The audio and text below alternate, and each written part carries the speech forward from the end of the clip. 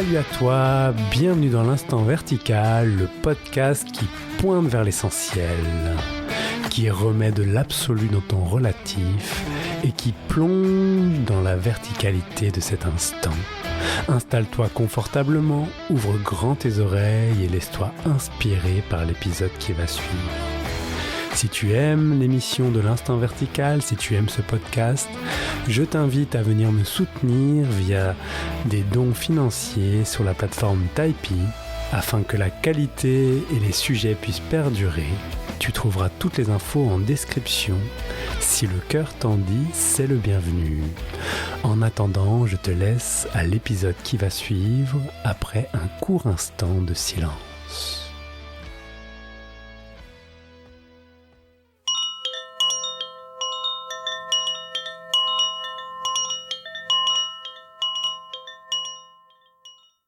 Bonjour, bienvenue sur l'Instant Vertical. Aujourd'hui, je suis avec Juliane. Salut Juliane. Salut Benjamin, merci pour cette invitation.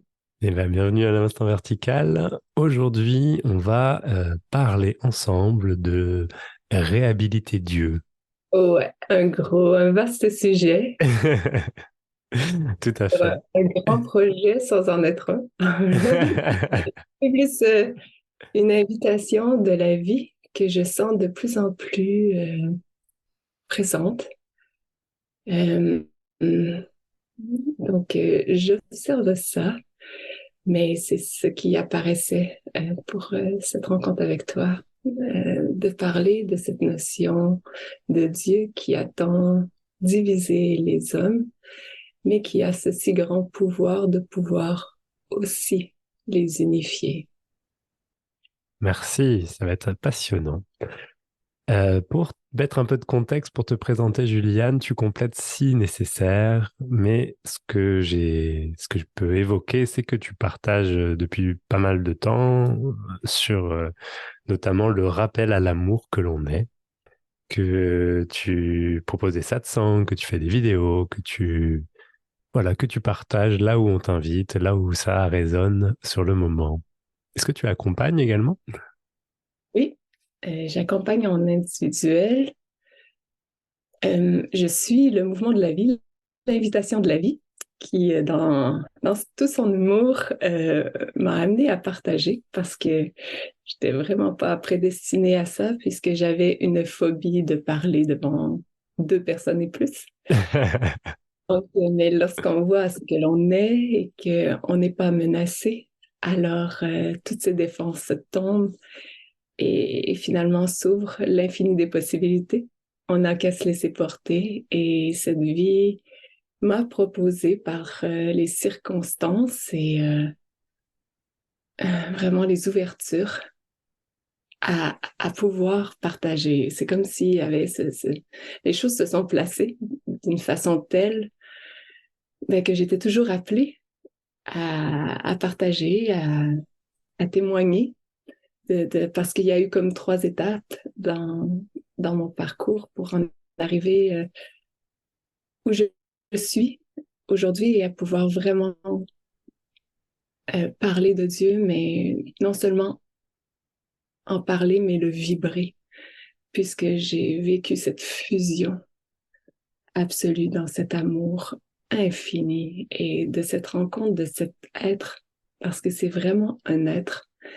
C'est un être conscient, c'est pas un être comme assis sur un nuage, comme on pourrait imaginer, ou dans les images qu'on voit et tout ça, mais c'est cette conscience consciente d'elle-même, de chaque aspect d'elle-même.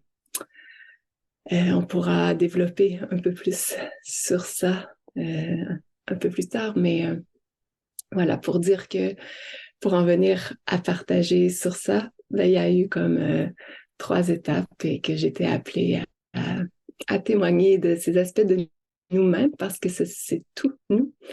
Ce Dieu n'est pas à l'extérieur de nous, c'est nous, c'est l'aspect le plus vibrant et aimant et vivant et passionnant de nous-mêmes, qui inclut absolument tout aspect de vie et toute définition, toute vibration, tout, tout, tout, tout, tout. Donc, voilà, donc je suis appelée à partager, mais c'était rigolo parce qu'au départ, ben, c'était toujours la dernière conférence, le dernier séminaire et au tout départ, il y avait cette notion de lutte un peu qui était présente pour qui était des ramifications un peu de cette peur de parler en public. Il y avait encore des manifestations dans le corps, on va dire, mais je les accompagnais tout en laissant parler ce qui demandait à être nommé, étant disponible à ce qui demandait à s'exprimer. Donc, c'est plus comme une notion personnelle qui veut faire quelque chose, mais plus une disponibilité à laisser faire, à laisser être. Et c'est en ça qu'on touche un flot de vie, une fluidité, une liberté, un mouvement aimant, embrassant tout, ne luttant plus, n'allant plus à contre-courant. Donc, c'est nourrissant, ça ne demande plus d'énergie, mais on peut se vivre en tant plutôt que source même de celle-ci. Merci. Tu mets les deux pieds dans le plat. Oui. Alors, est-ce que pour peut-être te poser une première question, donc c'est que tu l'as évoqué tout à l'heure, cette notion de Dieu divise. Et donc, j'aimerais te poser la question, qu'est-ce qui divise en Dieu, selon toi? Les, les histoires. En fait, comme en nous, puisque tout est en tout. Donc, c'est toujours lorsque on s'attache aux histoires, lorsqu'on pense qu'il y a quelque chose à défendre, quand on est attaché aux idées, que la personnalité s'y identifie, que ça devient comme une notion de survie, d'avoir raison ou de défendre certains aspects d'idéologie. Et à travers cette histoire de cette humanité, cette notion de Dieu, en fait, c'est pas Dieu en lui-même, naturellement. C'est vraiment l'interprétation que les hommes en ont fait. Donc, les aspects plus contractés, plus densifiés. Mais c'est toujours cette conscience Dieu qui s'expérimente ou qui expérimente, puisque cette conscience est à un certain niveau absolument consciente d'absolument tout aspect d'elle-même et de sa création. Elle est consciente que c'est par le fait d'observer et où elle observe qu'elle crée la réalité de cette manifestation expérimentée. C'est au-delà d'une compréhension linéaire, mais c'est d'une telle beauté, d'une telle sensibilité, d'une telle subtilité, au-delà de toute apparence et de tout jugement, puisque c'est dans l'invitation justement à lâcher les jugements, parce que c'est les jugements qui divisent et qui sont les émissaires de la guerre finalement. Mais la guerre qui débute en soi, puisque tout ce qui est expérimenté est le reflet de ce qui est porté. Donc, ça appelle à conscientiser les aspects divisés en soi, où on s'est cru séparé de cette notion de grandeur, de divinité que nous sommes en réalité, cet aspect non menacé, cet aspect éternel. Donc, c'est dans cet oubli et dans cette densification, parfois dans des extrêmes, et qu'on peut appeler même du non-amour, hein, un aspect de division et d'oubli au point où Il y a des actes qui peuvent être posés qui sont vraiment pour rappeler, se questionner et percuter pour pouvoir se réveiller et se rappeler à cet amour infini, cette douceur infinie et cette féminité aussi. Dans cette notion de réhabilitation, on va dire, en guillemets, de Dieu, il y a comme cet aspect féminin qui a été oublié. On a souvent parlé du père, du côté masculin, mais dans cette fusion, cette rencontre si intime, ce qui en ressort, c'est cette féminité, mais dans le côté douceur, mère, bienveillance. Il y a ce côté de prendre soin. Il y a aussi le côté de puissance. Donc, rien n'est à rejeter naturellement. On pourrait l'associer au côté plus masculin, mais il n'y a pas non plus nécessairement ce mouvement. L'évidence était surtout dans cet aspect féminin de cette conscience. Et cet aspect féminin, est-ce que tu pourrais mettre des mots dessus? De qu'est-ce qui va la différencier, par exemple, d'un aspect masculin? C'est toujours de mettre des mots, de définir et quelque part, n'est-ce pas ce qui divise et sépare? Et c'est ce jeu où on doit essayer de s'exprimer au mieux sans se prendre trop au sérieux et dédramatiser, pouvoir justement s'entendre sur les termes pour en arriver à cette écoute. C'est toujours dans cette invitation à la relation, à l'ouverture, à laisser traverser, à être disponible pleinement, entièrement, dans cette qualité de présence si pointue, parce que c'est dans cette qualité d'attention, en fait, qu'est ressenti ce flot d'amour, ne jugeant pas, étant simplement là, disponible pour laisser traduire ce qui demande à l'être. Donc, pour en revenir à ta question, comment on peut nommer le féminin? C'est des choses qui sont difficiles à décrire, comme cette notion de Dieu aussi. Tu vois, lors de cette fusion, cette intégration de ce point d'amour si vibrant et vivant, c'est une évidence que c'est la divinité. Il n'y a pas d'autre terme, et c'est sans terme en même temps. Mais c'est un aspect au-delà de tout, où j'essaie de le faire passer là par les mots, mais j'invite vraiment les auditeurs à saisir entre ceux-ci, dans le silence, de laisser vibrer en soi, parce que les mots sont tellement réducteurs de cette beauté, de cet indéfinissable.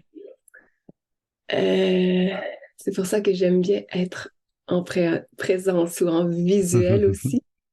J'appelle ça l'imprégnation, comme si, parce que c'est un rappel. J'aime en parler, où il y a l'invitation d'en parler, parce que c'est un rappel à ce que nous sommes fondamentalement. Et là, je me laisse porter, mais j'en reviens à la question de la féminité. C'est cette notion de douceur. Si j'essaie de le décrire, c'est l'aspect de mère, de prendre soin, de bienveillance, ce côté aimant, inconditionnel, mais non divisant, incluant aussi le côté masculin naturellement, englobant tout, unifiant tout. ne rejetant rien, absolument rien. Il y a une finesse de l'attention,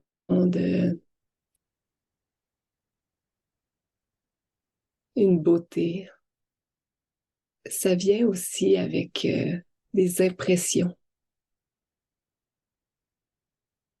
avec des couleurs, avec des sons, avec des vibrations, avec des sensations, des traductions d'informations.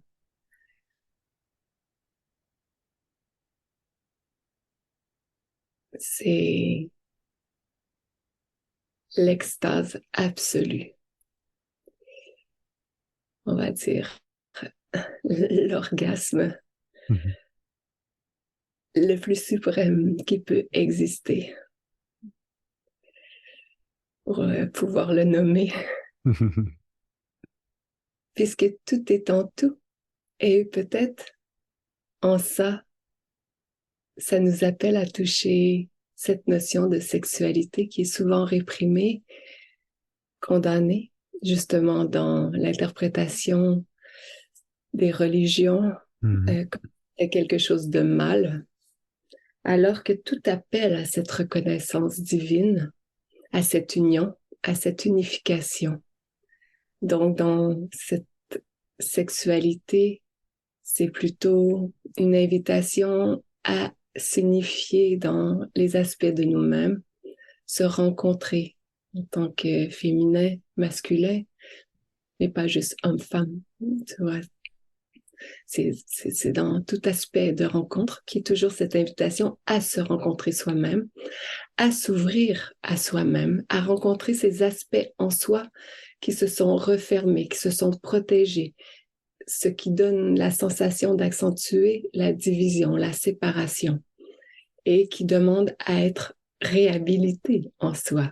Donc, cette notion de Dieu est cette réunification en nous, cette réhabilitation en nous, à pouvoir vibrer toute chose sans le juger, parce que ces endroits en nous qu'on a le mouvement, contre lesquels on a le mouvement de se protéger, ce sont des aspects qu'on a interprétés comme étant trop intenses, trop percutants, on va dire entre guillemets, trop vibrants. Donc, c'est de faire la paix avec ces aspects-là, d'accepter de les rencontrer, de les laisser se manifester, rencontrer des aspects de nous dans une intensité. C'est paradoxal parce que d'un côté, on a peur de les rencontrer et d'un autre côté, on les recherche. On recherche cette intensité de vie. Mais dans cette humanité, c'est comme si on prend la tangente de la contraction plutôt que de l'expansion. Et on a oublié qu'on est comme ce champ ouvert et qu'on peut laisser tout traverser, qu'on est l'immensité et qu'il y a de la place pour absolument tout traduire, que c'est lorsqu'on se contracte, qu'on se densifie et qu'on lutte contre une sensation, qu'on accentue en fait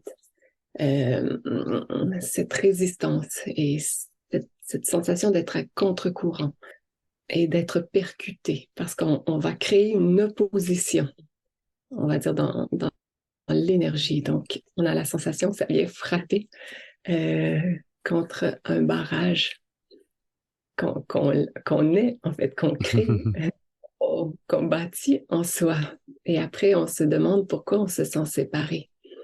Mais tout ça pour conscientiser et faire la paix avec tous ces aspects de soi, de voir que toute notion de manifestation de contraction que le corps traduit sont des invitations à y déposer cette attention. Et par cette attention qui est celle de la présence, de la conscience de Dieu finalement, ça permet d'éclairer, ça permet de mettre en lumière et d'aimer. Mais ce n'est pas cet amour densifier cet amour conditionnel, cet amour associé à des émotions, à des sentiments, à des sensations. C'est un amour ouvert, sans sensation particulière, qui se laisse traduire, qui se laisse vibrer, qui traduit une symphonie sans rejeter aucune note de celle-ci, sans censurer. Donc, c'est l'appel à permettre la paix dans tous ces aspects de soi. Autant le petit soi auquel on s'est identifié, qu'on a appris à interpréter et à définir, que le grand soi portant toutes choses. Et c'est de conscientiser que finalement, c'est ce qui est vibré, ce qui est observé, qui crée cette sensation de réalité. Donc, vraiment une question de vibration, de fréquence. De résonance. De résonance, oui, voilà. Comme un émetteur radio. Mais c'est le jeu des mots et de ramener ça à un aspect non émotionnel peut paraître plus froid, mais ce n'est pas le cas. C'est le fait de délaisser toute structure, tout enfermement, de pouvoir se positionner dans une ouverture, dans une observation douce et attentive, ne recherchant rien de particulier, ne s'attachant pas à une idée de ce qui devrait être et pouvant laisser traduire des univers, on va dire, qu'on a oubliés, des dimensions de nous-mêmes qu'on pourrait pas soupçonner qu'ils puissent exister. Mais pourtant, on les connaît, ils sont là, en nous. Nous n'en sommes pas séparés. C'est juste la façon d'observer qui fait en sorte qu'on a l'impression que ce qu'on vit dans une réalité si densifiée, si séparée, si en dualité. Voilà. Ce Dieu est l'unification de tout, portant toutes choses, contenant tout, aimant tout, étant conscient de tout, de chaque aspect de lui-même ou d'elle-même. Maintenant, je la féminise beaucoup. Voilà, et c'est ce que nous sommes. Et nous sommes appelés à reconnaître cette union, à se rappeler que nous ne sommes pas séparés, que c'est lorsque nous mettons en action ce que j'appelle les hautes qualités. C'est les hautes qualités de l'être suprême que nous sommes, qui permettent de nous élever ensemble, puisque c'est toujours la même chose, puisque on est un. Donc, c'est en nous élevant tous qu'on s'élève nous-mêmes. Ce sera jamais en écrasant les autres, en jetant des bombes sur les autres, en se fermant, en se divisant, en s'avilissant, en se salissant, en se jugeant, qu'on pourra se sentir unifié. Merci. Et par rapport à ce que tu viens d'évoquer, ces vertus, ces hautes qualités qui élèvent, du coup, font aussi écho au fait qu'il y a, comme tu le disais, bah voilà, se jeter des bombes dessus, on se sent pas unifié. Et souvent, une des questions qui revient souvent dans des conférences ou des satsangs, bah oui, mais oui, mais alors ça veut dire que ces basses qualités, pour le mettre à l'inverse de haute qualité, est-ce qu'elles font partie également de Dieu? Et voilà, la réponse est souvent évidente, mais l'esprit qui cherche n'arrive pas à comprendre. Est-ce que toi tu dirais? Bien sûr, puisque tout est en tout et qu'il n'y a rien à être rejeté. Euh, que dans la densité la plus aiguë se trouve le point le plus lumineux qui puisse exister. Ce retour à la lumière peut se faire dans l'expansion et dans la contraction la plus intense. Ce qu'on appelle, ce que tu nommes les basses qualités, qui sont plutôt parce que elles sous-tendent le fait qu'elle apporte la contraction, qu'elle densifie, qu'elle divise, qu'elle qu'elle apporte la sensation de division. Donc, c'est comme si, on va dire, la fréquence se situe un peu plus, de façon plus basse, mais ce ne sont que des notes et tout est inclus. Tout est inclus dans tout. Mais ça invite à reconnaître cette vibrance parce que c'est vraiment dans le fait que cette lumière est en tout, porte tout, qu'il n'y a rien de séparé, que en fait, tout ce qui peut être défini, entouré, n'a pas une réelle existence. C'est comme conscientiser que toutes ces frontières n'existent pas en réalité. C'est difficile à pointer. C'est une grande invitation à s'habiter dans cette grandeur infinie, cette vibrance suprême, rappelant tout aspect d'elle-même à ce point ultime n'ayant jamais bougé et vibrant de cette pure intensité. Donc, même ces aspects les plus contractés sont aussi dans ces hautes qualités, dans cette haute vibrance, dans cette... et on va dire qu'elles se perdent, en guillemets, dans cette haute vibration, dans cet aspect d'amour. C'est comme si ça les... un peu comme un bourgeon qui est invité à fleurir avec la lumière du soleil, l'attention et l'eau qui lui est octroyée. Donc, on pourrait comparer les basses qualités à ce bourgeon fermé en émergence qui est invité à s'ouvrir pour pouvoir laisser émaner ce parfum divin qu'il porte en lui. Ce point de lumière est en tout. Et ce que tu fais écho, ça m'amène une autre question, enfin, qui est la suite de ce que tu viens d'évoquer. Et souvent, la mort est considérée comme une basse qualité. On utilise le mot basse qualité, haute qualité, parce que c'est comme ça que ça paraît dans l'échange, mais on va... je vais rester là-dessus. Mais la mort est souvent considérée comme une basse qualité et que là, ce que tu viens d'évoquer, c'est-à-dire que le bourgeon qui est fermé va pouvoir s'ouvrir et devenir fleur et qui va pouvoir du coup mourir. Et ça résonne pour toi? Ce qui me vient Le... quand tu dis ça, c'est mourir ou vivre.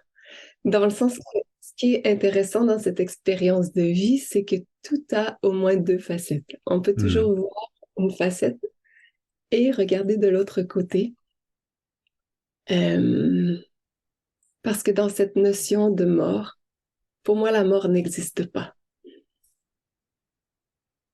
C'est juste toujours l'écho de ces croyances, de cette dimension où on dépose l'attention, euh, ce qu'on acquiert comme étant soi, ce qu'on enregistre comme étant soi, les attachements, l'illusion de séparation, de protection, de devoir se protéger, Donc, c'est une continuité ou c'est une grande danse, mais on va dire, dans une danse qui change de fréquence ou de musique Mhm.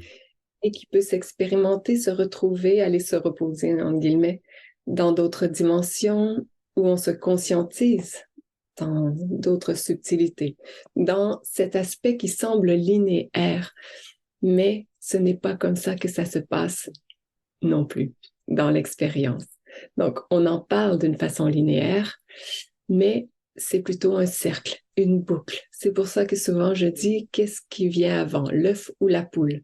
Lorsqu'on vit une expérience, il semble y avoir un avant-après, mais est-ce vraiment le cas? Tu vois, c'est tout lâcher ses enfermements. Quand tout se déstructure, on va toucher à une réalité si pleine, si vaste, si goûteuse, parce que ce n'est plus enfermé dans une petitesse, dans une linéarité, dans, dans un fractionnement. Euh, donc, dans cette notion de mort, c'est plutôt une proposition à se conscientiser dans l'ampleur de la vie que nous sommes. Parce que tout est maintenant. Il n'y a pas d'avant et d'après. Il y a vraiment juste une invitation à se conscientiser dans la grandeur et la lumière absolue que l'on est. Pouvoir le vivre pleinement, l'incarner dans cette réalité, puisque rien n'est à rejeter. Souvent, il y a cette notion de vouloir sortir de l'expérience, puisque c'est jugé justement trop intense, alors que l'invitation, elle est de pénétrer la matière, de l'habiter, de la conscientiser par le fait d'être présent, de la ressentir. J'appelle ça transcender la matière par le fait de l'habiter entièrement, parce que c'est toujours cette notion de conscience. Et c'est ça, ce grand je suis, c'est ce vivre, ce ressentir. C'est cette notion d'être tout, tu vois, de se vivre en tant que tel. Et ça amincit les frontières pour les abolir, finalement, ou voir qu'elles n'ont jamais existé.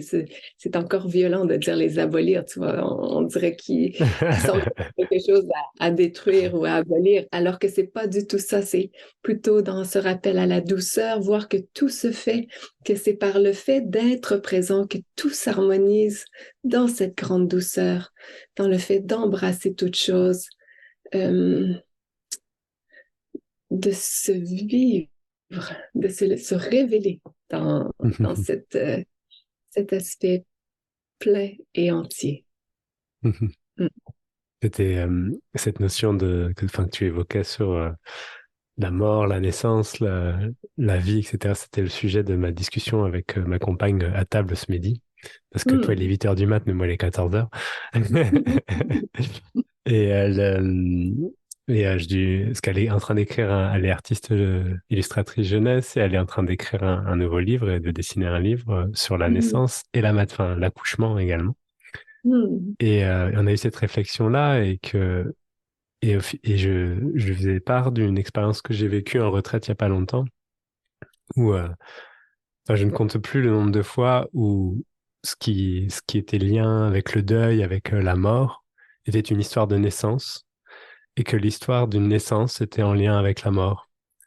Et qu'au final, bien sûr qu'il y a un regard qui se pose parce qu'il y a une sensation, alors on va poser le regard de la mort ou de la naissance, mais que dans la réalité de ce qui est vécu, il n'y a aucune différence dans l'un et dans l'autre.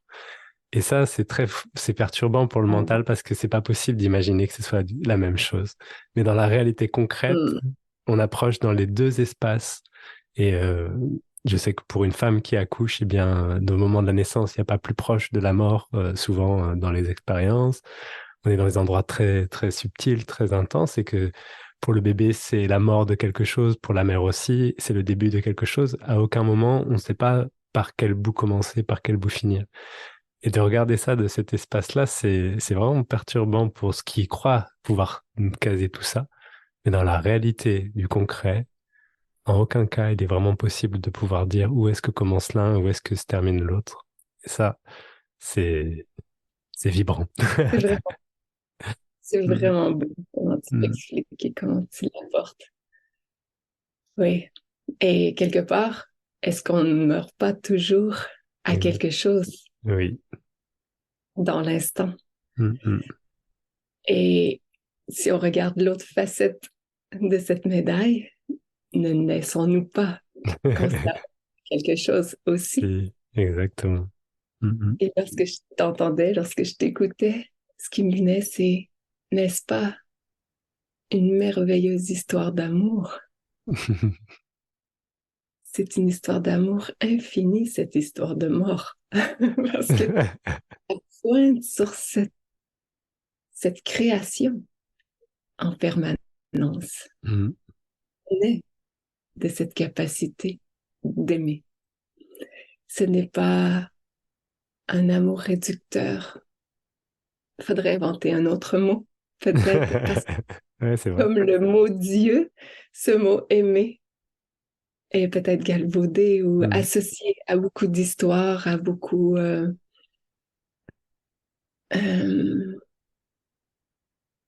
de densité ou de vouloir. Mais ce mot aimer invite à tout embrasser, à voir que tout est unité et que dans ces aspects qui semblent être des cycles, mort, naissance, naissance, mort, mais tout est dans tout. Mhm. C'est une grande respiration, la respiration divine. Merci, Jeanne. J'ai posé une dernière question pour clôturer cet épisode. Réhabiliter Dieu. Quand il y a des personnes qui entendent ça, peut-être que c'est votre cas si vous écoutez cet épisode, et peut-être qu'il y a la question de oui, mais comment? Comment je fais pour réhabiliter Dieu? Est-ce que tu aurais un conseil ou une approche, un regard à poser ou des mots à poser pour des personnes qui là se poseraient la question de et comment je fais pour réhabiliter Dieu maintenant? Pour moi, cette notion de réhabilitation de Dieu, c'est plutôt une pacification de l'histoire.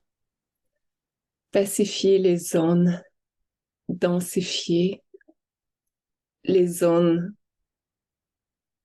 qui sont appelées à être conscientisées, qui ont divisé, justement, où on a cru qu'on devait se protéger jusqu'à aller à créer des guerres. Et donc, c'est toujours dans le fait de le voir, de le percevoir, de le laisser se traduire en soi.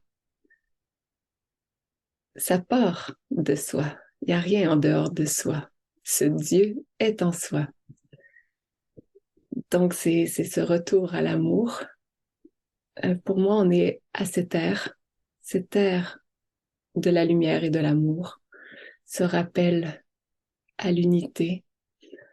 Dieu n'est pas un être, est un être, mais je veux dire, c'est pas un personnage sur un nuage, c'est l'être-té ou l'être en entier.